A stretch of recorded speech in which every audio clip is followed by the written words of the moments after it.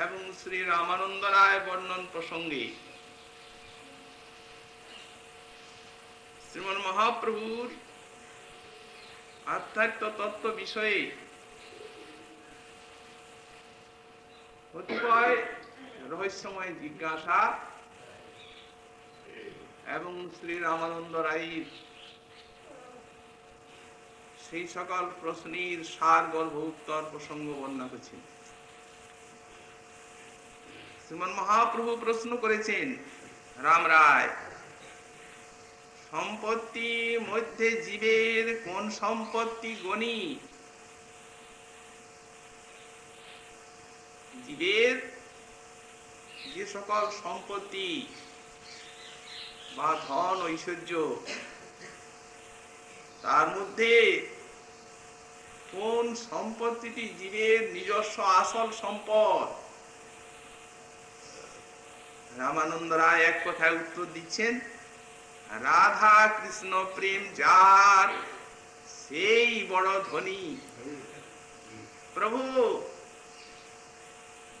এই রাধা কৃষ্ণের প্রেম সম্পদ যিনি লাভ করেছেন তিনি হচ্ছেন বড় ধনী,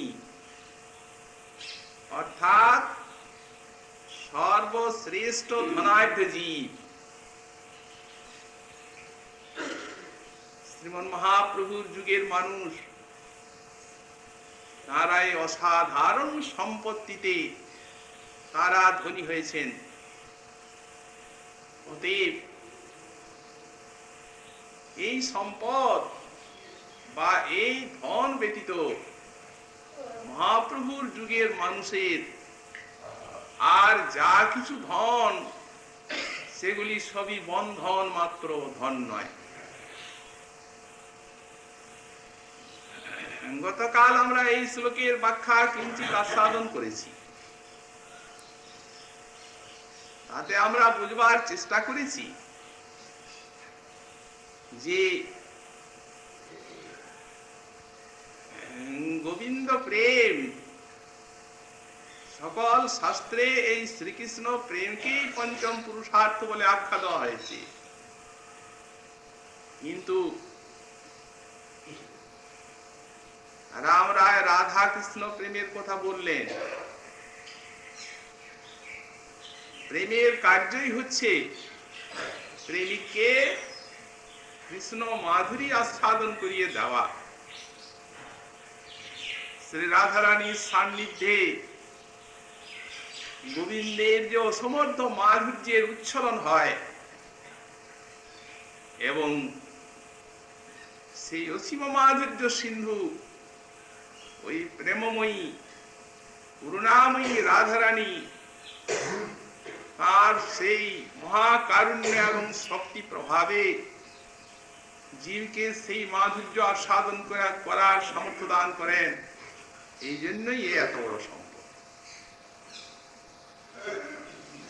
আসলে মহাপ্রভুর যুগের মানুষ তারা সব রাধা কিঙ্করী, এটি তাদের আসল স্বরূপের পরিচয়।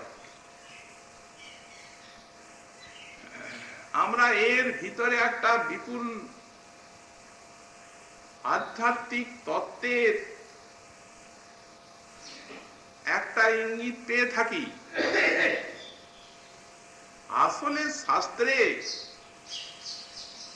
জীবাত্মা এ কোনো নর নারী ইত্যাদি কিছু নয়। যে যে ভাব প্রাপ্ত হয় সেই সেই ভাব স্ত্রী পুরুষ নপুংসকাতীত দেহ সে পায় এবং কর্মফল ভোগ করে। কিন্তু তবু ভগবান শ্রী গীতাতে অর্জুনকে বলছেন যে জীব আমার প্রকৃতি, অপরিমিতস্তন্যাং প্রকৃতি বিদ্ধিনে পরাং জীবভূতাং মহাবাহু জয়েদং আর্যতি জগৎ। তাহলে জীবকে প্রকৃতি বলে বোঝা যাচ্ছে। তো সেই যে প্রকৃতি, প্রকৃতি কি তত্ত্ব? প্রকৃতি তো ভোগ্য তত্ত্ব। তার ভোক্তা কে? প্রকৃত ভক্তা হচ্ছেন পরম পুরুষ ভগবান। কারণ জীব তো ভগবানেরই প্রকৃতি, অতএব যার প্রকৃতি তারই তো ভোগ্য। কিন্তু শাস্ত্র বলছেন সাধামণি রংসতে নমঃ। ভগবান যিনি আছেন তার মায়া শক্তির সঙ্গে বা জীব শক্তির সঙ্গে সাক্ষাৎ কোনো ভোগ নেই। তিনি সধামণি রংসতে, তিনি স্বরূপ শক্তিতে বিলাস করেন। তাহলে ওই যে স্বরূপ শক্তি, সেই স্বরূপ শক্তি কর্তৃক যদি জীব শক্তি কোনোদিন অনুগৃহীত হতে পারে এবং সেই স্বরূপ শক্তি যদি কৃপা করে তাকে ভগবানের আস্বাদনের বা ভোগের যোগ্য করে দেন, তাহলে সেই জীব শক্তি প্রকৃত ভগবানের ভোগ্য হবে। তো সেই মহাশক্তি বৃষভানুনন্দিনী শ্রী রাধা একদিকে যেন তিনি সাক্ষাৎ মহাভাবের পরাকাষ্ঠা মাদনাক্ষ রস, যার নখাগ্রের থেকে শিখাগ্র পর্যন্ত মহাভাব, যেমন গোবিন্দ সচিত আনন্দময়, নরের আকৃতি, আকৃতিটি মাত্র নরের, কিন্তু উপাদানটি কি? সচিত এবং আনন্দ। তেমনি রাধারানীর আকৃতিটি মাত্র নারীর, কিন্তু তার উপাদান কি? নখাগ্রের থেকে শিখাগ্র পর্যন্ত সেই মহাভাব রস, মাদন রস, যা প্রাকৃত নবীন মদনকে মত্ত করে তোলে। সুতরাং মহাপ্রভুর যুগের মানুষ তারা যে ধন পেয়েছেন, এই সম্পত্তির কত মূল্য এবং এই সম্পত্তি কিভাবে অর্জন করা যায় আমাদেরকে তাই বুঝতে হবে। তবে তো এই সম্পত্তি বোঝার সার্থকতা। আমাদের শ্রীমৎ সনাতন গোস্বামী পাদ তিনি রাধা দাস্যকে অসাধারণ মহাসাধ্য বস্তু বলে আখ্যা দিলেন। বৃহৎ ভাগবতম অসাধারণ মহাসাধ্য বস্তু। মহাপ্রভু তাদের মধ্যে শক্তি দান করেছেন। রূপ সনাতন রঘুনাথকে করেছেন গৌড়ীয় বৈষ্ণবগণের আচার্য। তারা সাক্ষাৎ এই মহাসম্পদের আচার্যের পদে অধিষ্ঠিত হয়েছেন, নিজে আস্বাদন করেছেন, শাস্ত্রবাণী আহরণ করেছেন। জীবকে এই মহাসম্পত্তির রাজ্যে নিয়ে যাওয়ার জন্য তারা শাস্ত্র গ্রন্থের সব সাধনা, এর মহিমা সব লিখে রেখেছেন। শ্রীমৎ দাস গোস্বামী পাদকে রাধারানী দিতে চাচ্ছেন কৃষ্ণকে। উনি চাচ্ছেন না কৃষ্ণকে দিতে। তঞ্চেত ময়ি কৃপাং বিধাস্যসি নৈব কিলে প্রাণৈর্ব্রজেন বররু বকারিনাপি।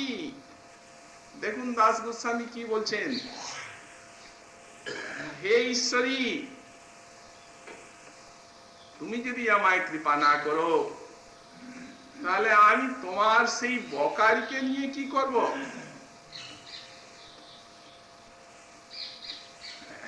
আমার যে রাধারমণের উপাসনা, আমার তো বকারের উপাসনা নয়।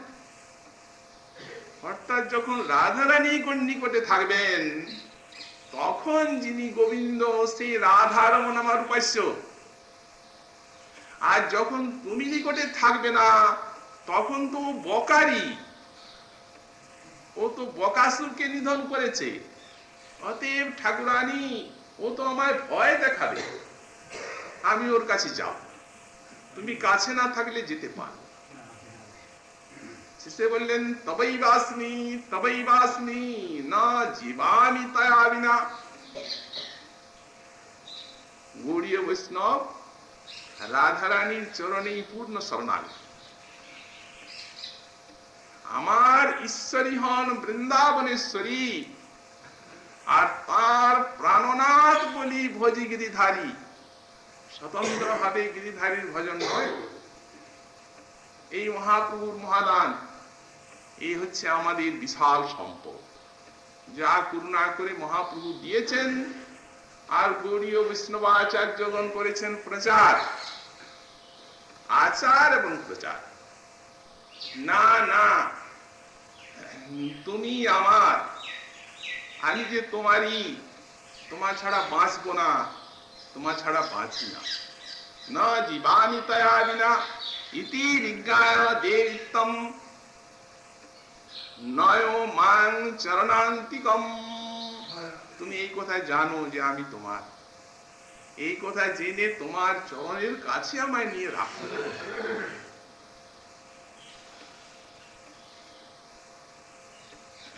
রূপ গোস্বামী পাদ বলছেন, দেখুন গোস্বামী পাদ বাণী, বৃন্দাবন চক্রবর্তিনী, তুমি অপার করুণা সাগর রূপিণী, তোমার মনোহর করুণা নির্ঝরে ভরা, তোমার মনোহরটি করুণারূপ নির্ঝরে ভরপুর। অতীব করুণা করো তুমি। আমি তব দাস্য স্পৃহা যুষি, তোমার দাস্য স্পৃহা ছাড়া আমার অন্তরে আর কিচ্ছু নেই। রাধারানী যেন বলছেন, রূপ কি দাস্য চাই, কি সেবা করবে? অপি বলছেন কোন সময় তুমি মানিনী হয়ে থাকবে, এবং ওই গোবিন্দ তোমার চরণ নিকটে যে তোমার মান প্রসাদন করবেন, সে কেমন গোবিন্দ? যিনি অপূর্ব চাটু পটু মোরবৈরিনা, যিনি অতিশয় চাটু বাক্য প্রয়োগে সুনিপুণ, সেই গোবিন্দ তোমার চরণ তলে বসে মান প্রসাদন করবেন। আর প্রসাদ আর দক্ষসে মায়া, আমি দেখতে পাবো ধীরে ধীরে ধীরে ধীরে তুমি প্রসন্ন হয়ে যাচ্ছ। চরণ তলে বসে মান প্রসাদন করছেন। না না নাগর, যাও যাও, আর চাটুতার প্রয়োজন নেই। আমি ভেবেছিলাম এতদিন যে তুমি আমার, কিন্তু আজ যা দেখলাম তাতে বুঝলাম তুমি আমার না। অতএব যাহি মাধব যাহি কেশব মাবদ কৈতব বাদম তাম অনুসার সরসির লোচন যা তব হরতি বিষাদম। তুমি এই সব কথা বলতে থাকবে, তিনি তোমার চরণ যুগল মাথায় তুলে ধরবেন, তখন তুমি ধীরে ধীরে প্রসন্ন হচ্ছ, আমি দেখতে পাবো। তোমার নন দেখেই বুঝবো প্রসন্ন হয়ে গেছে। ইঙ্গিতে তোমার সঙ্গে নাগরকে মিলন করাবো, কুঞ্জের ভিতরে মধুর মিলন হবে, কুঞ্জরন্ধ্রে নয়ন দিয়ে তোমার সেই মিলন মাধুরী দেখবো। দেখুন প্রবোধানন্দ সরস্বতী পাদ লিখেছেন, রাধা নাগর কেলি সাগর নিমগ্নালি দিশাং যৎসুখম নতল্লেশ লবায়তি ভগবত সর্বোপি সক্ষৎ সবঃ। ভগবানের রাজ্যে কত আনন্দ আছে, ভগবান সাক্ষাৎ আনন্দং ব্রহ্ম রসবিষ, এবং আপন আপন ভাবে সবাই আস্বাদন করে। কিন্তু আমাদের প্রধানন্দ পাদ বলছেন, এই যে অনন্ত বৈকুণ্ঠ, অনন্ত চিদ্ধাম, দ্বারকা, অযোধ্যা, সমস্ত ভগবত রাজ্যের সুখকে যদি এক জায়গায় করা যায়, কিন্তু করবেন কে বলুন তো? এ তো করা অসম্ভব। বললেন অসম্ভব তো বটেই, কিন্তু আমরা তর্কের খাতিরে বলছি, যদি সমগ্র ভগবত রাজ্যের সুখকে একত্রিত করা যায়, কেউ করেন তো নতল্লেশ লবায়তে ভগবতা সর্বেপি সক্ষৎ সবঃ। ওই যে রাধারানীর সঙ্গে শ্যাম সুন্দরের যে রহস্যময় নিকুঞ্জ বিলাস, যারা তার দাসী ভাবে কুঞ্জরন্ধ্রে নয়ন দিয়ে সেই রসটি আস্বাদন করবেন, বললেন সমস্ত ভগবত রাজ্যের আনন্দ, ওই আনন্দ সিন্ধুর এক বিন্দুও হবে না। কোথায় নিয়ে গিয়েছেন জীব শক্তিকে মহাপ্রভু, তাই দেখুন কি এই সম্পত্তি। শ্রীজীব বললেন অভিমানেই সিদ্ধি আপনার, আপনি যদি ভাবতে পারেন যে আমি রাধার কিঙ্করী, ওই যে শ্রী গুরু করুণা করে আপনাকে যে স্বরূপের পরিচয় জানিয়ে দিয়েছেন, যদি ওইটিতে আপনার অভিমান এলো, শ্রীজীব বলছেন সিদ্ধি হয়ে গেল আপনার জন্য। অস্তু তাবৎ ভজন প্রয়াস তাদিশ অভিমানে না বিসিদ্ধির ভবতি। যদি রাধা দাসী আনি এই অভিমান বুকে নিয়ে আর যদি ভজন করা যায়, এ সম্পদটা প্রথমের থেকে শেষ পর্যন্ত এর কত আস্বাদ তাই দেখুন। এই যে ধন, বললেন যারা আমি রাধা কিঙ্করী অভিমান বুকে নিয়ে ভজন করার সৌভাগ্য পেয়েছেন, বললেন তারা যে ধন্য হয়েছেন তা তার বলার কি আছে। কিন্তু কেউ যদি অভিমানটুকু অন্তরে আনতে পারেন, তাদিশ অভিমানে না বিসিদ্ধির ভবতি, অভিমানেই সিদ্ধি হবে তার। আমি রাধা কিঙ্করী, এই চিন্তা কত মনোজ্ঞ, কত আস্বাদ্য, কত রস, কত মধুর। সাধক ধন্য কৃতার্থ হয়ে যাবেন। আর সেই ভাবনা নিয়েই তো আমাদের উপাসনা। ওই দেখুন রূপ গোস্বামী পাদ কি বলছেন, কি প্রার্থনা করছেন। তোমাদের লীলার অবসান হবে, সেবার সময় কুঞ্জে প্রবেশ করব, তখন কেশ বেশ ভ্রষ্ট হয়ে গেছে, তুমি আদেশ করবে নাগর বেশ রচনা করে দাও। এখনই সখীরা এসে পড়ে। তাং সাধু মাধবী পুষ্পই মাধবেন কলাবিদা প্রসাদ্যামানাং সিদ্ধন্তি বিজয়স্যামহং কদা। দেখুন কি সম্পদ। তখন রাধারানী ইঙ্গিত করছেন চোখে রূপ ফুল নিয়ে আয়, তখন আমি কুসুম চন করে আনবো। আর তোমার সেই নাগর তিনি কলাবিদ, কত ভাবে ফুল গেঁথে আর কত ভাবে ফুলের অলঙ্কার করে তোমাকে সাজাবেন, তখন নাগরের স্পর্শে তুমি ঘর্মাক্ত হয়ে যাবে। সাত্বিক বিকার, তখন আমি পাখা করব।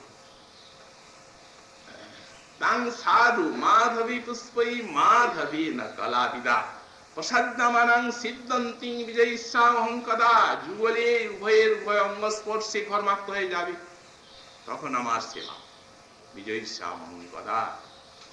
কেশদান সমস্ত বিশ্বস্ত হয়ে আছে বিলাসী। নাগর কেশ সংস্কার করতে বসবেন তোমার পেছনে, কিন্তু কেশ সংস্কার করলে তো তোমার মুখখানা দেখা যাবে না, তুমিও তার মুখটা দেখতে পাবে না, আর সেও তোমার মুখখানা দেখতে পাবে না।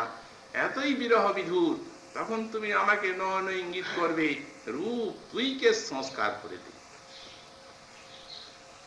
কেলি বিশংসিত বক্র কেশবিন্দস্য সুন্দরী সংস্কারায় পদা দেবী জনমেতং নিদেক্ষসি। যুগল এই জায়গায় রূপটা চিন্তা করে দেখুন, সম্বোধন করছেন হে সুন্দরী। প্রত্যেকটা সম্বোধনে কি আস্বাদ।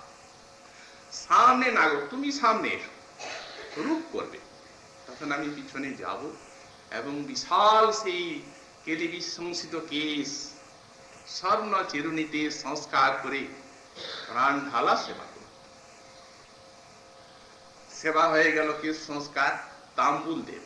কদা বিম্বষ্টি তাম্বুলম মায়া তব মুখাম্বুজে। যখন তাম্বুলটা আগে নাগরকে দেব না, আগে তোমার মুখে দেব। তোমার মুখে এমন ভঙ্গি করে দেব যে নাগর লোভে পড়ে আর সেই তাম্বুলটা তোমার মুখের থেকে কেড়ে আর খাবে। কদা বিম্বষ্টি তাম্বুলং মায়া তব মুখাম্বুজে অল্পমান ব্রজাধীশ শুনু রাচ্ছিত্য বক্সতে। তোমার মুখের থেকে কেড়ে খাবেন লোভে।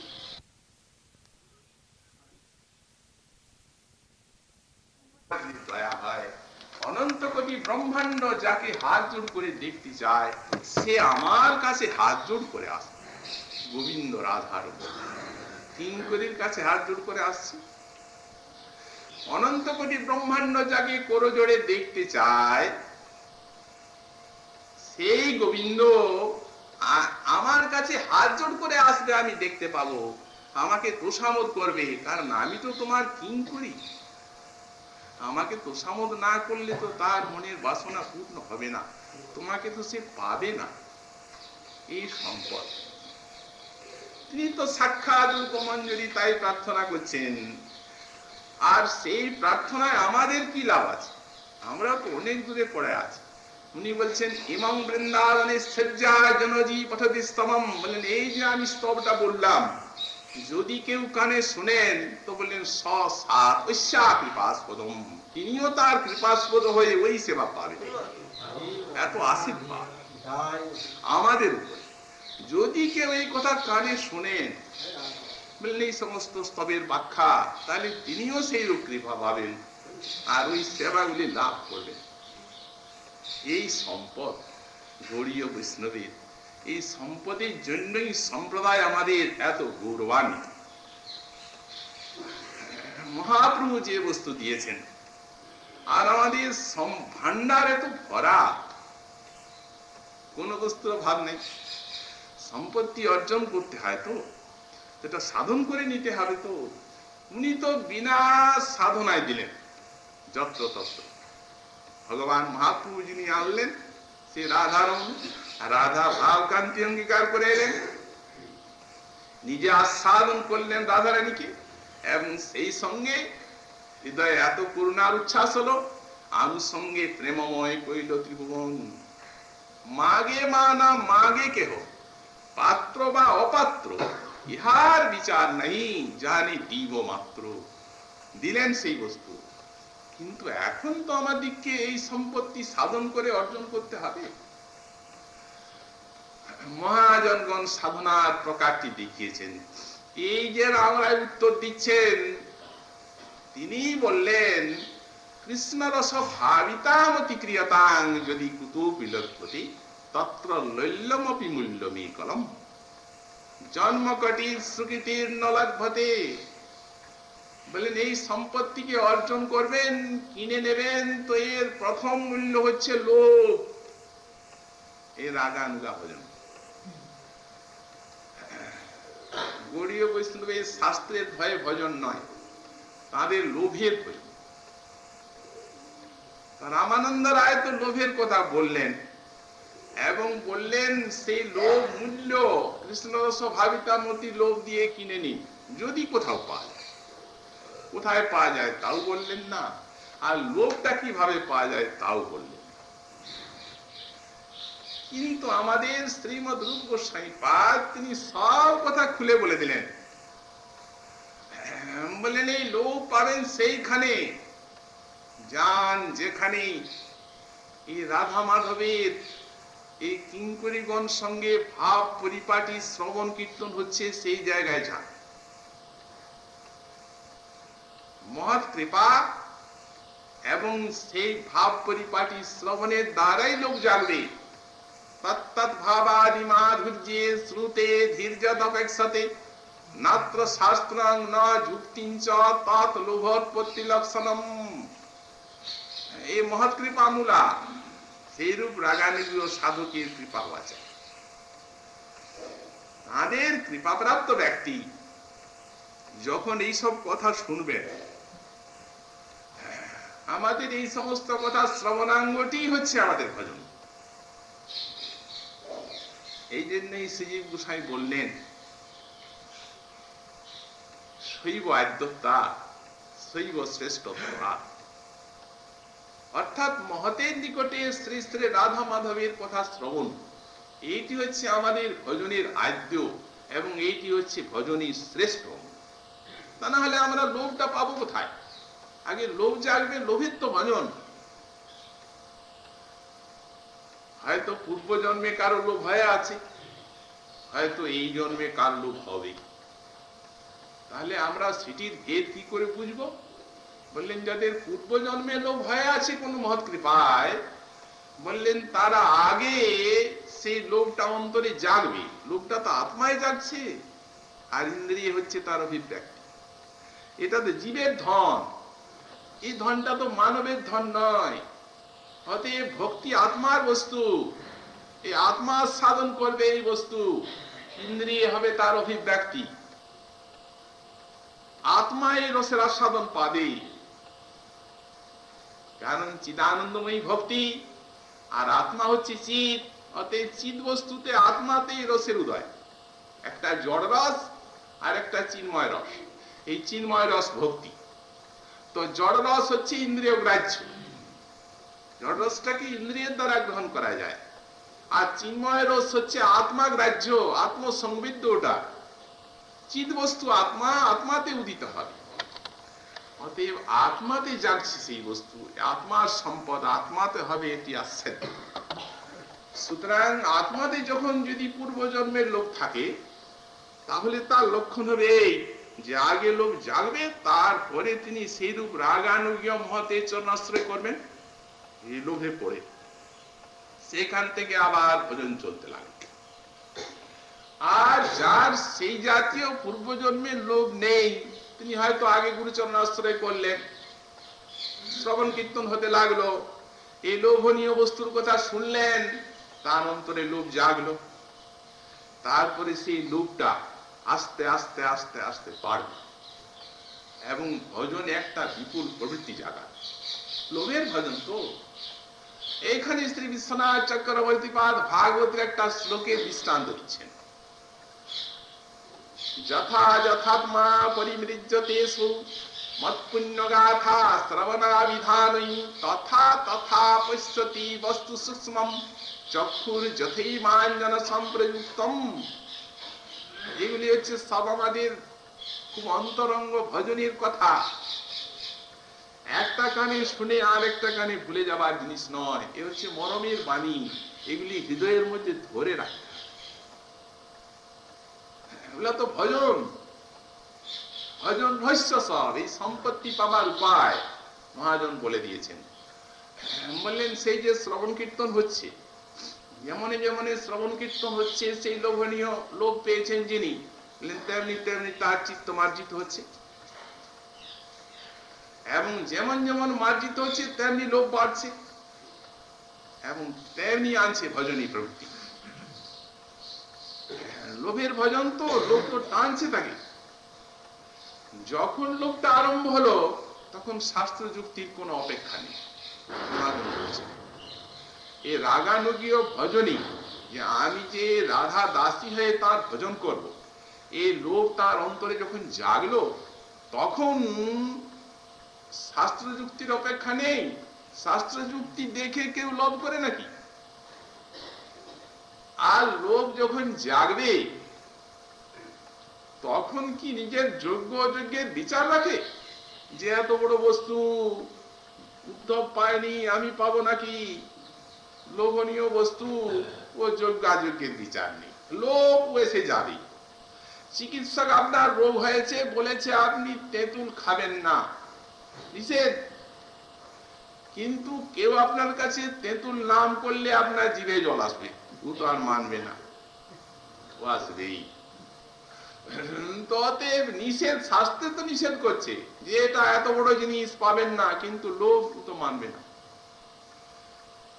এসে গেছে লোভ, অধিকার এসে গেছে, লোভী অধিকার আনয়ন করলো। তারপর সৎসঙ্গী শ্রবণ কীর্তন ভজন ধারা ধীরে ধীরে চলতে লাগলো। মহাজন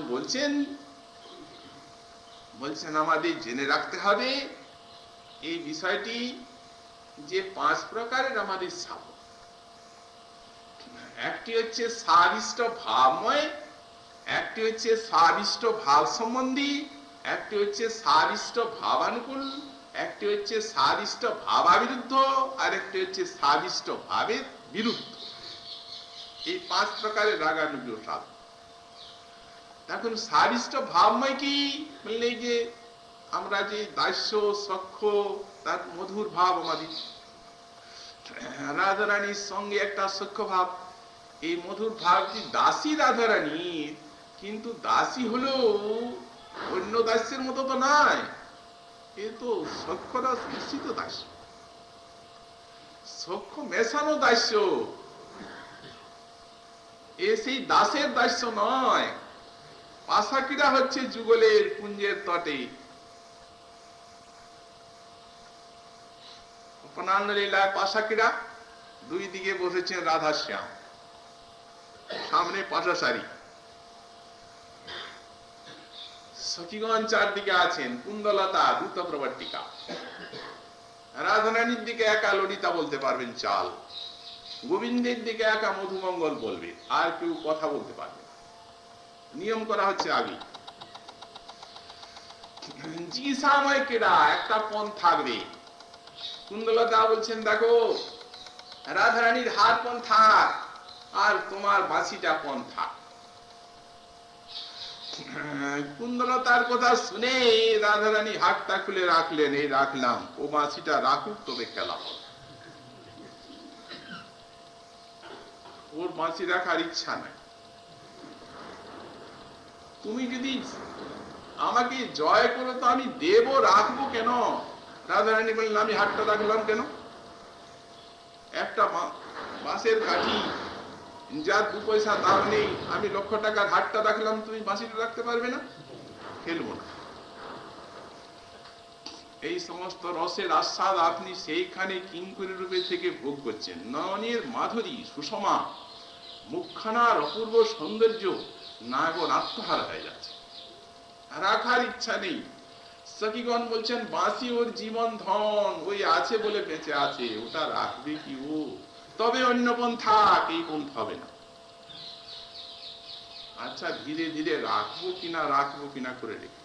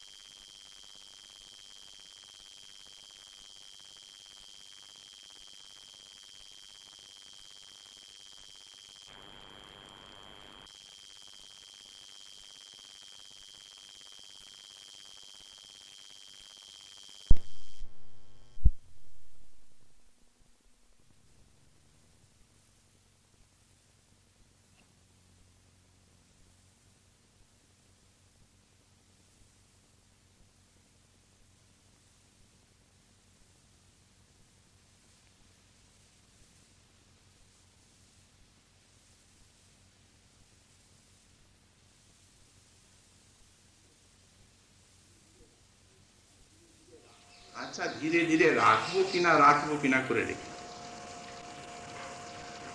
আচ্ছা নাগর তুমি আগে দানটা ফেলো দেখি, কয়েকটা বিশেষ দান হলে তবে হাত খুলবে। উনি দান ফেললেন, হাতটা খুললো। রাজারানী পাশাগুলিকে নিয়ে এমনি 2 হাতে রগড়াচ্ছে, কি চমৎকার মাথা। হাতে এসে আভায় পাশাগুলো লাল হয়ে ফেলেছেন দান, একেবারে 17 দান। এই হাত খুলে গেল। চোখে চোখে সখীগণের সঙ্গে কথা, মুখে তো কথা বলবার নাই, চোখে কথা বলছে। তুমি যে জিতবে তা তো প্রথমেই বোঝা গেল। ও তো গরুর পিছনে হই হই করে বেড়ায়, ও আর ভাষা খেলার কি জানি।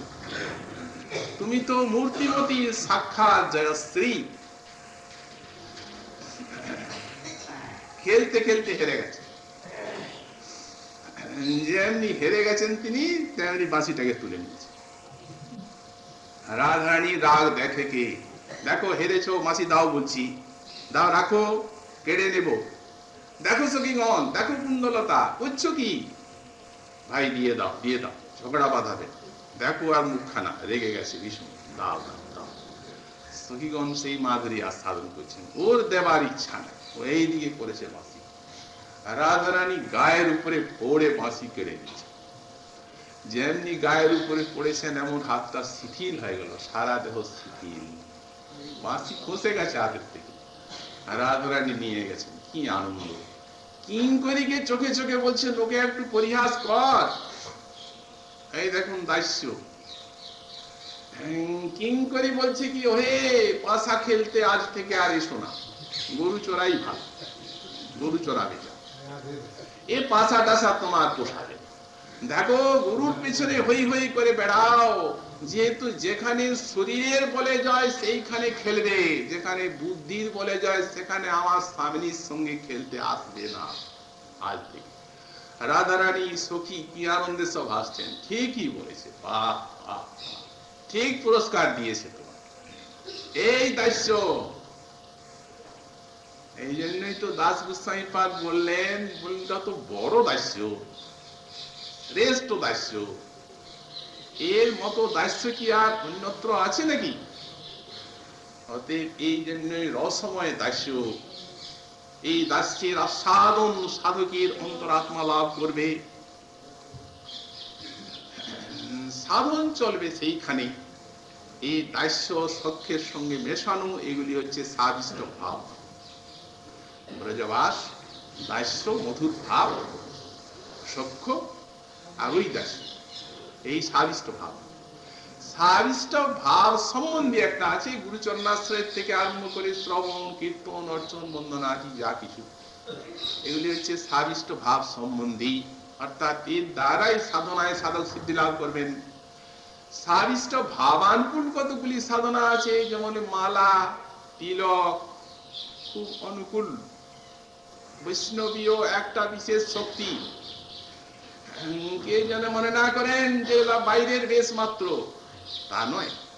প্রত্যেকটি মানবকে তুলসী মালা কণ্ঠে পড়তে বলছেন শাস্ত্র। যদি না থাকে তাহলে বলে দিচ্ছেন যে বিষ্ণুদ্রোহী হবেন নর, ক্ষণমাত্রং পরিত্যাগা। যদি এক ক্ষণকাল এই কণ্ঠের থেকে মালা আপনি ছেড়ে দেন, তো তখন আপনি বিষ্ণুদ্রোহী হয়ে গেলেন। এইরকম শাসন কেন?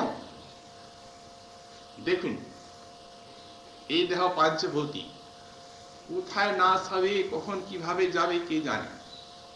যখন দেহ নাশ হয়, আমাদের হিন্দুকুল বিশ্বাস করেন সেই দেহটাকে তুলসী তলায় আনয়ন করা হয়, হরিনাম শ্রবণ করা হয়। কেন করা হয়? একটা সদ্গতির জন্য। দেখুন কোনখানে মরে যাব, সেখানে কে তুলসী তলায় নিয়ে যাবে, কে হরিনাম শোনাবে, আর যদি কণ্ঠে থাকেন তিনি, সেই গতি অনিবার্য, তাতে আর কোনো সন্দেহ নেই। তেমনি তিলক বৈষ্ণবী একটা শক্তি, এগুলি হচ্ছে অনুকূল, ভাবের অনুকূল। এবং আবার বিরুদ্ধ সাধনা হচ্ছে এই যেমন ধাত্রী, গো সেবা, ব্রাহ্মণীর সম্মান, এগুলি ভাবের অবিরুদ্ধ, তুষ্ট করবে ভাবকে। আর কতগুলি বিরুদ্ধ আছে, ওগুলো ছাড়তে হবে। যেমন গোস্বামী পাদ বললেন মুদ্রা ন্যাস, যেমনই আমাদের আছে দ্বারকা ধ্যান, রুক্মিণী অর্চনা ইত্যাদি, রাধারানী দাস্য ভাবের উপাসক যারা রাগানুজ্ঞ, তাদেরকে এগুলা ছাড়তে হবে। যদিও স্মৃতিতে আছে, হরিভক্তি বিলাসে আছে, গৌড়ীয় বৈষ্ণব কিন্তু করবেন না, ওগুলা বিরুদ্ধ। রণবাড়ি সিদ্ধ বাবা নিজে আচরণ করে দেখিয়ে দিলেন। 4 ধাম দেখার বাসনা হলো, 4 ধামে যাবেন। রাধারানী রাত্রে স্বপ্ন আদেশ করছেন, কৃষ্ণ দাস আমার ব্রজে আছো, আমার ধামে কোথাও যাওয়ার দরকার নাই, এখানে থাকো। উনি ভাবলেন হয়তো যাবো বলছি, তাই স্বপ্ন দেখেছি, রাধারানী কি আসবেন? মানলেন না, চলে গেলেন। 4 ধাম গেলেন, দ্বারকায় তপ্তমুদ্রা ধারণ করলেন, বৃন্দাবনে ফিরে এলেন। যেদিন এলেন সেই দিন রাত্রে আবার স্বপ্নাদেশ হলো, কৃষ্ণ দাস তুমি তো দ্বারকায় যে তপ্তমুদ্রা ধারণ করে সত্যভামার কিঙ্করী হয়ে গেছো, অতএব ওইখানেই চলে যাও, আমার বৃন্দাবনে থাকবে না। তখন আর ওটা স্বপ্ন বলে মনে হলো না, সত্যিকার কোথায় ভেঙে পড়লেন বাবা, বুক ভেঙে গেল। দেখি মহৎ কি বলেন। সিদ্ধ কৃষ্ণদাস বাবা গোবর্ধনের তার সঙ্গে সৌহার্দ্য মিত্র, তার সঙ্গে দেখা করতে এলেন। বাবা দেখেই বলেন, অনেক দিন পরে আপনাকে দেখছি, আপনি কোথায় গেছিলেন? উনি বলছেন, দেখছেন না দ্বারকায় যে তপ্ত মুদ্রা ধারণ করে এসেছি। আলিঙ্গন করতে আসছিলেন, দূরে সরে গেল, হাত জোড় করে দাঁড়ালেন। ওহো, আপনি রাজ রাজেশ্বরীর কিঙ্করী হয়ে গেছেন, আর আমি গোয়ালিনীর দাসী। আজ থেকে আর আপনাকে স্পর্শ করার যোগ্যতা আমার থাকবে, আমাকে আপনি ছোবেন। ওই রাধারানীর বাণী আর এই বাণী, মহতের হৃদয় আর ইষ্টের হৃদয় একই সুরবাণী। বিক্ষিপ্ত চিত্তে বাবা চলে গেলেন অন্যত্র। জিজ্ঞাসা করলেন কি উপায়? বিশিষ্ট বৈষ্ণবগণ বললেন, দেখুন, গোবিন্দ যদি আপনাকে শাসন করতেন তা আমরা প্রায়শ্চিত্ত দিতে পারতাম, রাধারানীর চরণ বলে। কিন্তু রাধারানী আপনাকে শাসন করেছেন, এর উপরে কারো কথা বলেন। তখন নিজের ভজন স্থানে ফিরে গেলেন। বিরহ অনল দেহে লেগে গেল, কাঠের মতো, শুষ্ক কাঠের মতো চরণের থেকে বিরহ অনলটা জ্বলতে লাগলো, পুড়ে পুড়ে দেহটা ছাই।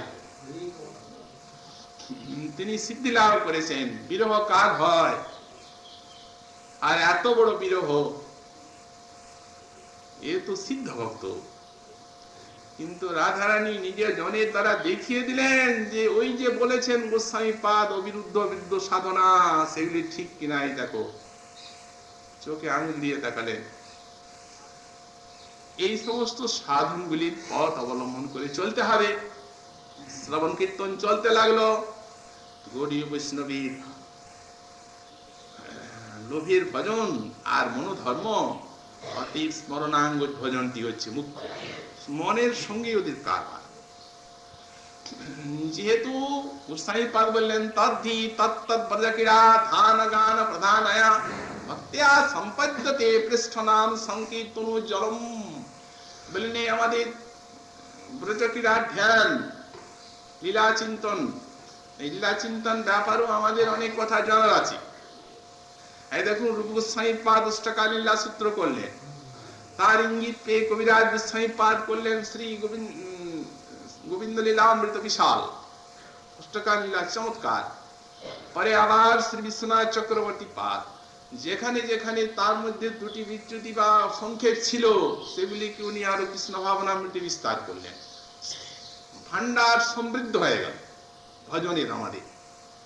কিন্তু পরে আবার সিদ্ধ আমাকে প্রত্যাশ করছেন রাধারানী, যে তুমি আমার বৈষ্ণবদের, তুমি আমার ভজনামৃত মাধুরী সাধন করা। তখন আবার উনি তার থেকে করলেন গুটিকা, অষ্টকারীন লীলা।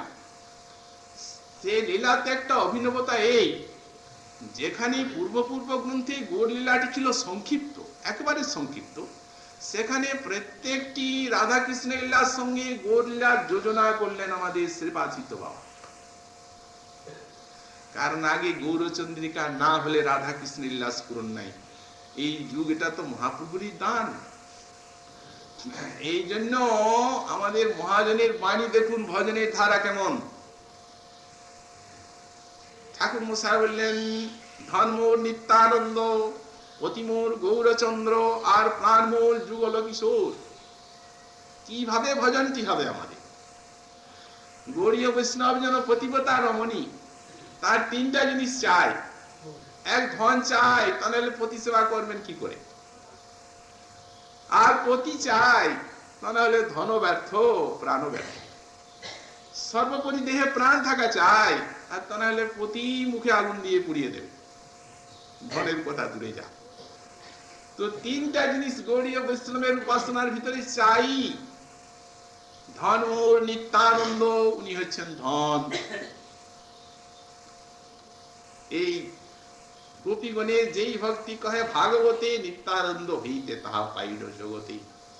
মহাপ্রভু নিজে বলছেন, নিতাই চাঁদে তাহার তিলেক দেশ রহে, ভক্ত হইল সে আমার প্রিয় নহে।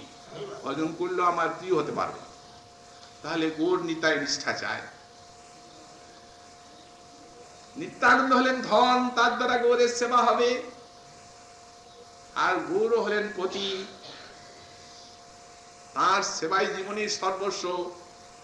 কিন্তু দেহে প্রাণ থাকা চাই, তবে পতি আর ধন তো। এই জন্য বললেন প্রাণ মোর যুগল কিশোর। নিতাই গৌর তারা যুগল চরণে দিয়ে দিয়েছেন গৌড়ীয় বৈষ্ণবকে।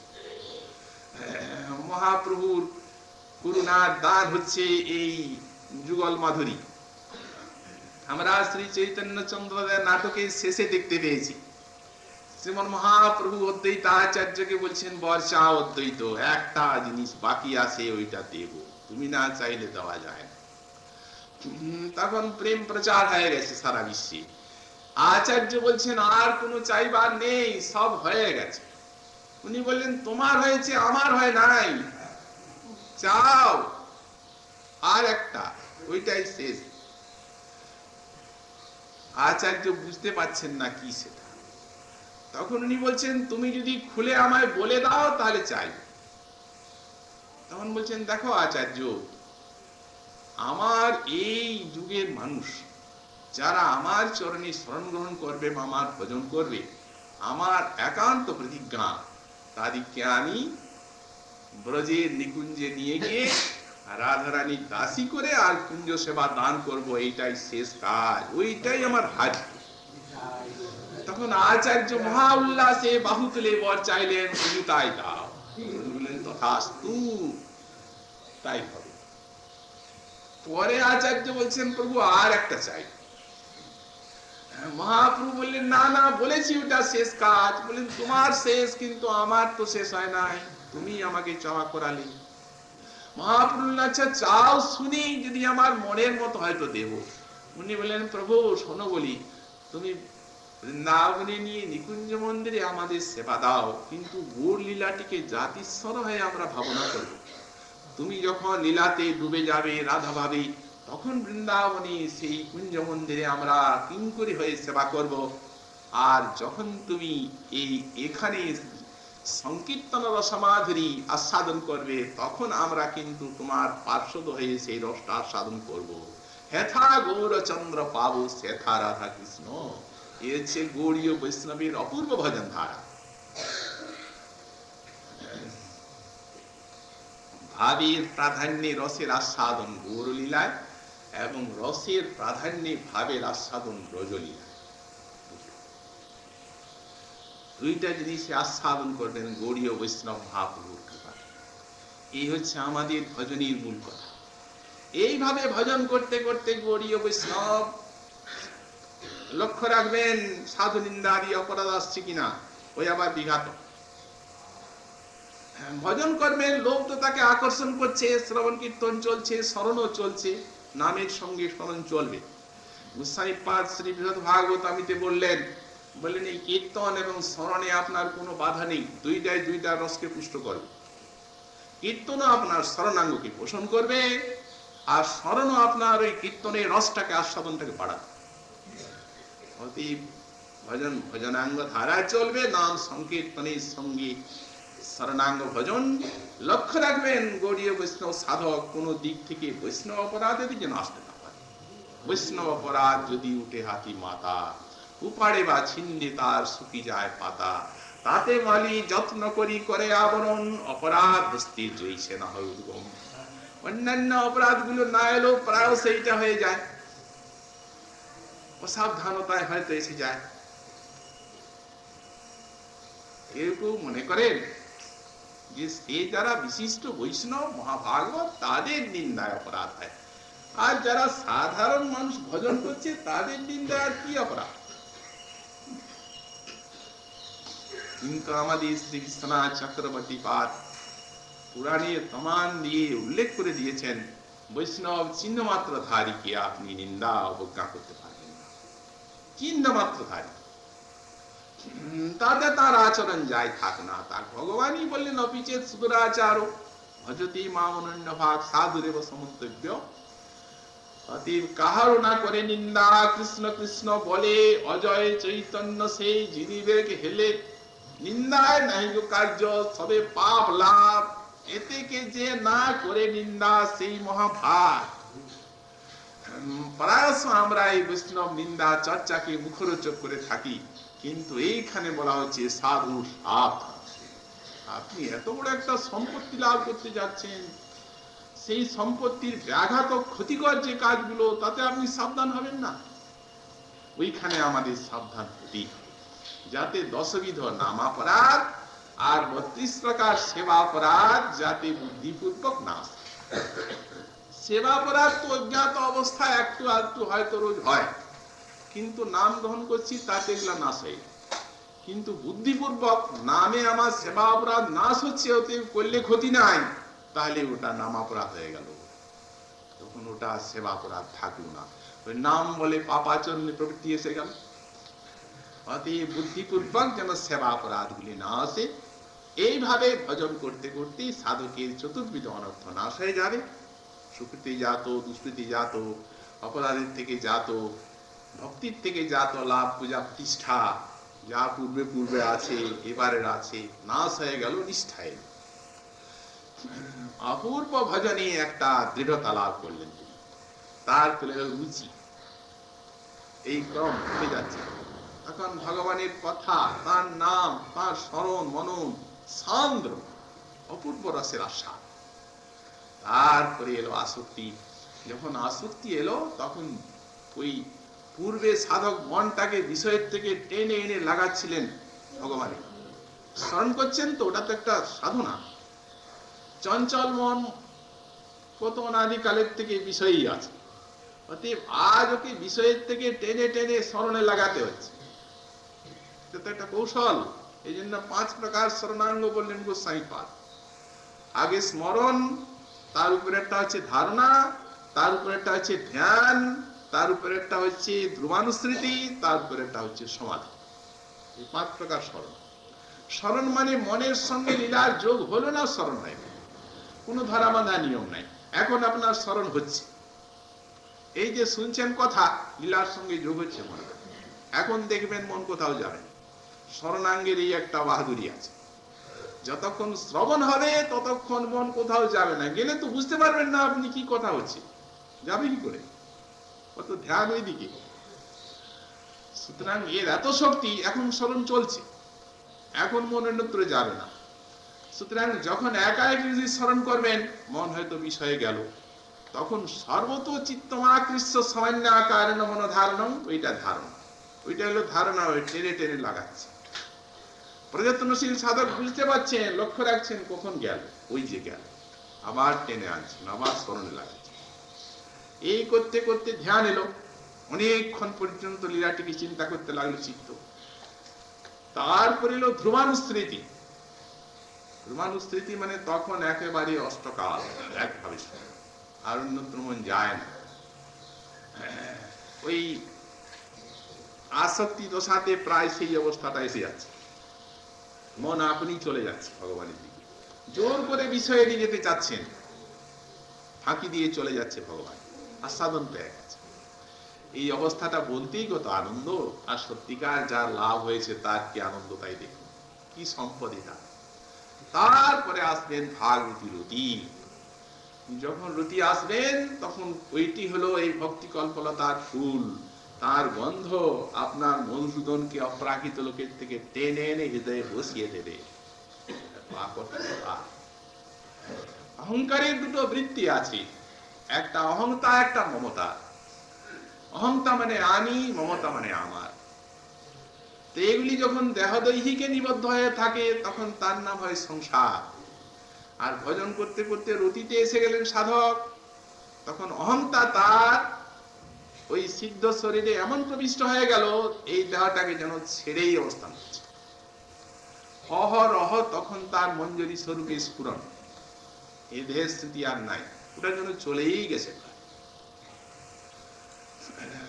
অহংতা তু প্রাৎসমানে সাধক সিদ্ধ শরীরে প্রবিশন্তিব সাধক শরীরং প্রায় জহাতিব বিরাজে। শ্রী বিশ্বনাথ চক্রবর্তী পাদ এই স্তরে বলছেন তখন জাতরতি সাধকের যে অহংতা, সেটি মঞ্জরি ভাবে এমন প্রবিষ্ট হয়ে গেল মঞ্জরি স্বরূপে, যে এই দেহটাকে যেন ছেড়েই অবস্থান করতে লাগলো। আর মমতা তু তচ্চরণ কমল মধুকরিং ভবিতুম উপক্রমে তৈতি, আর মমতাটি রাধা কৃষ্ণের চরণ কমলে মধুকরী হয়ে গেল, চরণের মাধুরী আস্বাদন করতে লাগলো। তারপর লীলাটি তখন স্মরণ আর নেই, এখন হয়েছে সমাধি, স্ফূর্তি হচ্ছে। তখন আপনি চিন্তা করছেন, দেখতে পাচ্ছেন দাক্ষিণাত্যে মহাপ্রভু সেই রঙ্গনাথ মন্দিরে এক গীতা পাঠক দেখবেন চৈতন্য চরিতামৃতে গীতা পাঠ করে যাচ্ছেন, সব ভুল আর কাঁদছে। মহাপ্রভু জিজ্ঞাসা করছেন, মহাশয় আপনি যে পাঠ করছেন এ তো ভুল হচ্ছে, অতএব অর্থ আস্বাদন জনিত আনন্দ আপনার নয়, কিন্তু আনন্দটা বাস্তব। তো কোন অর্থ জেনে তোমার হেন সুখ হয়? তখন ব্রাহ্মণ বললেন, প্রভু শুনুন বলি, যখন আমি গীতা পাঠ করতে আরম্ভ করি, মূর্খ আমি গীতা নাহি জানি, ভদ্র গীতা পড়ি, গুরু আজ্ঞা মানি, কিন্তু যখন পড়ি প্রভু, তখন একটা জিনিস দেখতে পাই। কি দেখেন? অর্জুনের রথে কৃষ্ণ হইয়া রজ্জু ধর, বসিয়াছে হাতে তত্র শ্যামল সুন্দর, আর অর্জুনের কহিতেছেন হিত উপদেশ, ইহা দেখি হয় মোর আনন্দ আবেশ। দেখতে পাচ্ছেন তো তেমনি স্মরণটা গাঢ় হয়ে দর্শন হচ্ছে এরতি স্তরে। তখন আর চিন্তন নাই, ওটা দেখা, সামনে লীলাটা খেলে যাচ্ছে। ওটা সাক্ষাৎ দর্শন নয়, ওটা স্মরণ। স্মরণটা দর্শন, সাক্ষাৎ লীলাটা চোখের সামনে খেলছে যেন রতি স্তরে। তারপর আসতে প্রেম। রতি স্তরটা একটা আনন্দেরই অবস্থা, রতির আনন্দ রূপা, কিন্তু প্রেমে আর একটা অভিনব বস্তু, বিশাল হাহাকার। তখন জল মিলু জনমিন দুঃখ পায়াহীন, এই মতো কৃষ্ণ বিনা ভক্তি। দেখুন বাবা, সিদ্ধ বাবার কিরোধন প্রেম এলে কি হয়। হা হা প্রাণেশ্বরী তুয়া বিচ্ছেদ অনলে, দিবানিশি প্রাণ মোর দিকি দিকি জলে। এই প্রেমিক তখন সাক্ষাৎ দর্শনের জন্য কি আপনি, হা হা প্রাণেশ্বরী তুয়া বিচ্ছেদ অনলে, দিবানিশি প্রাণ মোর ধিকি ধিকি জলে। এ দুঃখ সাগর হইতে উদ্ধার করিয়া, শ্রীচরণে রাখো মোরে কিং করি করিয়া। হেন দিন কি হবে তব শ্রীমুখের বাণী, কর্ণেতে শুনিব আর নুপুরের ধ্বনি। তখন ইন্দ্রিয় গুলা রাধারানী শব্দ স্পর্শ রূপ রস গন্ধ আস্বাদনের জন্য পাগল হয়ে গেছে, উন্মাদ। হেন দিন কি হবে তব শ্রীমুখের বাণী, কর্ণেতে শুনিব আর নুপুরের ধ্বনি। তুহার লাবণ্যামৃত নয়ন চষকে, কবে বা করিব পান পরানন্দ সুখে। আঘ্রাণ করিব তব অঙ্গ পরিমল, কবে পুলকে পূর্ণিত হবে মোর কলেবর। কবে তব ধরামৃত দিবে কৃপা করি, পাইয়া কৃতার্থ হবে এনব কিং করি। তুমি মোর জপ তপ, তুমি মোর ধ্যান, জন্মাবধি তোমা বিনা নাহি জানি আন। কান্তালি সহিতে তুমি যথায় বিহর, কৃপা করি সেই স্থানে মোরে দাসী করো। কাঁদে দিন কৃষ্ণ দাস দন্তে তৃণ ধরি, অভিলাষ পূর্ণ মোর করো হেম গৌরী। তখন এই রোদন, ভগবান আর দূরে থাকতে পারেন না। রে ভক্তবর্য সামনে এসে যেন বলছেন, কত জন্ম তুমি আমার কত ভজন করেছ, কত ত্যাগ স্বীকার করেছ, তোমাকে আমি কিচ্ছু দিতে পারি। কি দেব? পশুর খাদ্য পশুকে দেওয়া যায়, মানুষের খাদ্য, পশুর খাদ্য কি মানুষকে দেওয়া যায়? তোমাকে আমি কি দেব? স্বর্গ দেব, রাজ্য দেব, বৈকুণ্ঠ, কিছুই তো তুমি চাও না। মুক্তি দেব, এই জন্য ঋণী হয়ে আছি। হে বৎস, তুমি আমাকে যেখানে বিকিবে আমি সেইখানে বিকিয়ে যাব। এই ধন, প্রেম ধন। প্রেমৈব চুম্বকী ভাবম আপদ্য কাষ্ণাসীভূতং কৃষ্ণং আকৃষ্য রক্তস্যাস্য নয়নগোচর করতি। প্রেম চুম্বকের মতো জিনিস, গোবিন্দকে টানে, গোবিন্দ যেন লৌহ কণিকা, প্রেম চুম্বক টেনে এনে দেখিয়ে। ভক্তের তখন কি হাহাকার, যত আস্বাদন করছেন মাধুর্য তত পিপাসা, হায় হায় করছেন, ওহো হে প্রভু করুণাময়, কি বলছো, করুণা করে আমাকে নরদেহ দিলে, তোমার ভজনের উপযোগী, কত জনিতে ভেসে যাচ্ছিলাম, তোমার দয়া, গুরু রূপে তোমার নিজের কানে মন্ত্র, তোমার মন্ত্র স্বরূপে নিজে প্রবিষ্ট হলে হৃদয়ে, সৎসঙ্গ দিলে, শাস্ত্র দিলে, ভজনের কত উপায় দেখালে, কিন্তু একদিনও নিষ্কপট ভাবে তোমাকে প্রভু আমি ভজতে পারলাম। তখন প্রেমিক মনে করলেন আমার ভজনই নাই, এত হাহাকার, ওই পিপাসা, এটা ভক্তির থেকে যায়।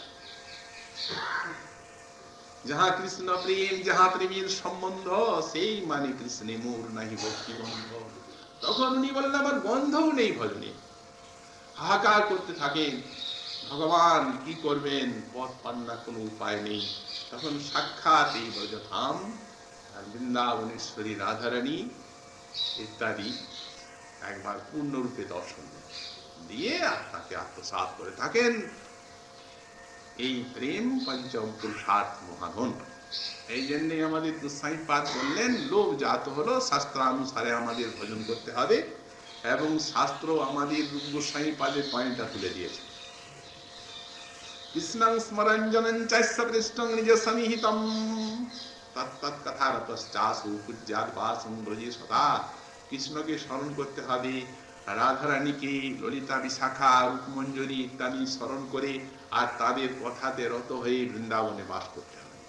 যদি কেউ দেহের সেই ব্রজবাসে অক্ষম হন, অন্তত মনে মনেও ব্রজবাস করতে হবে, এই কথা বলা। তারপরে বলছেন সেবা সাধু রূপেণ সিদ্ধ রূপেণ চাত্রহি তদ্ভাব লিপ্সুনা কার্যা ব্রজলোকানুসারত। সাধক দেহে সেবা, কাদের আনুগত্যে, রূপ সনাতন গোস্বামীর আনুগত্যে, সিদ্ধ দেহে সেবা, রূপমঞ্জুরের আনুগত্যে ভাবনা করতে হবে। ব্রজলোকানুসারত, সাধক দেহে রূপ সনাতনের আনুগত্যে সেবা, কিভাবে ব্রজবাস করেছেন তারা, এই তাদের ভজন স্থলী, আর আমরা কিভাবে ভজন জীবন যাপন করছি তাই দেখুন।